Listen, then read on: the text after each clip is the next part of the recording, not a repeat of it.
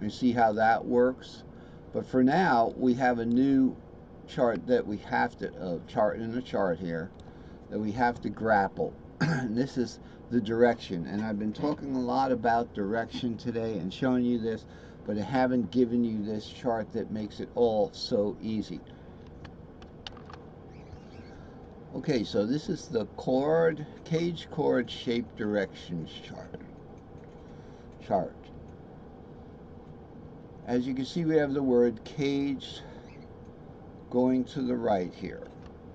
We would have the D over here. See, it's GED right there going to the right. So follow the arrows. The C shape goes to the A shape, goes to the G shape. Now these are the old colors, but they're kind of really easier on the eyes sometimes. So give people a choice. And to the E shape. Sorry I didn't get that E really good. And then to the D shape way up here. Okay, but down here we can do it. Now because that D shape is part of the bar here, we call it a D half shape. Okay. Looking at the cage chord shape directions. Going to the right, we have the cage word. So once again, starting from C, we go C, goes to A, goes to G there. Okay, etc., to E and then to D. Going to the left, we start with this, we'll do it backwards. We can start with the C shape, okay, going this way, okay, we'd start with the C shape there. So now I'm going to use my finger bar. I'm going to do that C shape D here, and we're going to go to the D shape there, the D shape D, real deal. We're going to go to an E shape D down here. We're going to go to a G shape D, but we would have to do a half shape there because we ran out of fretboard. So that's the horizontal way, and this works for minors too. So let's say we start on a D minor shape here. If we start on a D minor shape here, this is testing my wrists now. We're going to go to an E minor shape down there. Okay, and then we can get our half shape G minor because I know how to make that. All right, because G minor is a difficult shape to do, and so is C minor in the short shapes. When we want to put the capos on, we have to do those half shapes. So we got this to D minor. It's a G minor 7th shape, D minor 7th. Now let's look at up and down. We're going to go up from the A shape to the E. It's going to be its 5th, up for the 5th. But in the string shape diagram, so we're looking for ease of play here. In the string shape diagrams, we would go from, let's say, an A to an E shape. So we've got an A shape here. Say we've got, since we're going up and down, let's put the capo somewhere. So we got an A shape here. We're on this A. Now we want to go vertical. We're going to have the capo, so because we're not going horizontally anymore. I'm going to start here with the A shape. So we're going to start with an A shape A. Real deal. We're going to go up to its 5th. Okay, because remember from the chart here, up is to the 5th, down is to the 4th, and this is in strings. This is in strings, people. So we start here. I know this looks funny. Kind of looks like someone on a mission there, right? A mission to the withering G. Alright, so we start with the A shape. So we're going to go to the 5th. To its 5th is the E. This is string by string, so these are all the 5ths of each other. So now we go to the E.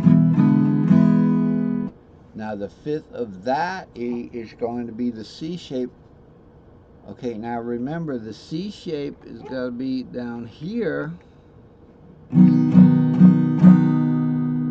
Alright, we've gone to the fifth of that. So we're starting on A to its fifth, to its fifth. So now the way that the string shapes go with the short patterns, I want to show you where this came from. We can look at it here. A goes to E, goes to C. These are nicer letters. And then C goes over here to the G shape. That's just shape fitting. That's label fitting. That's where the accidentals are, virtual accidentals. And then we can go straight up again. So there's always that crossover from the C to the G in the string shapes. Now, why? So that's why does it look like there's a big stack of them here? Because remember, C goes to G. So right here, from G, we go all the way up. Here's our cage, C, A, G, E, D, in the accidentals, written on the accidentals. And then we go over to G here. That's all. From the C shape to the G shape, we have a change in polarity here. We have minus plus here, and then plus minus here. My dog wants to go out.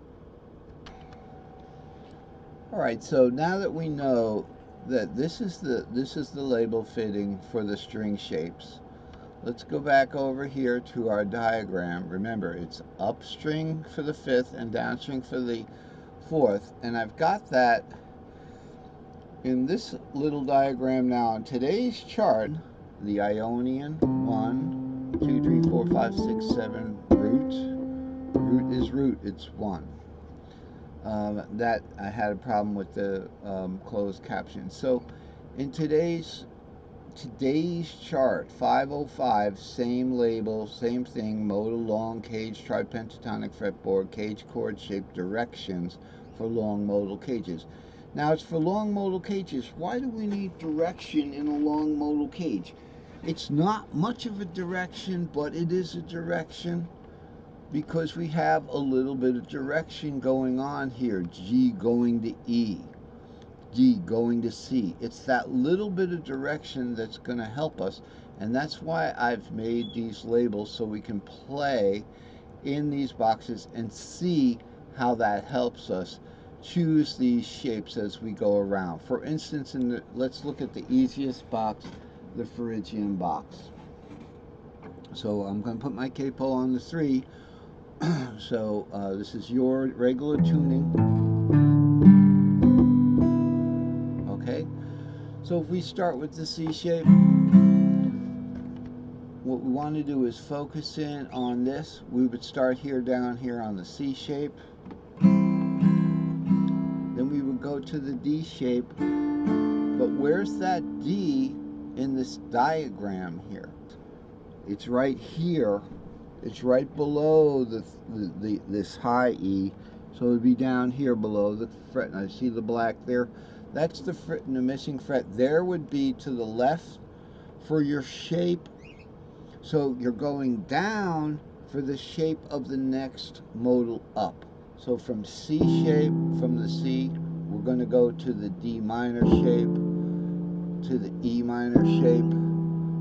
Okay, and then we would go down to the E shape, down for the fourth. C would go up for the fifth, but remember we've got that little drift over to the left for the fifth shape that we were looking at. And then for the sixth, we'd go forward in the cage word to the A minor shape. So it doesn't matter A, big A or small a, cage works for that. And then you have to only be working mostly with the minors and the majors. You know, with the half diminished, we can do that second minor substitution. All right, so that's the nature of this. So we could just start playing on C. If you want to go to the G shape, it's going to be the fifth. It's going to go up. Now we we know if we want to go to the sixth, we've got it in a pentatonic scale. So see how it's going backwards? We're going down here, but the G note, the mighty ivory, is going up one to the A minor shape. If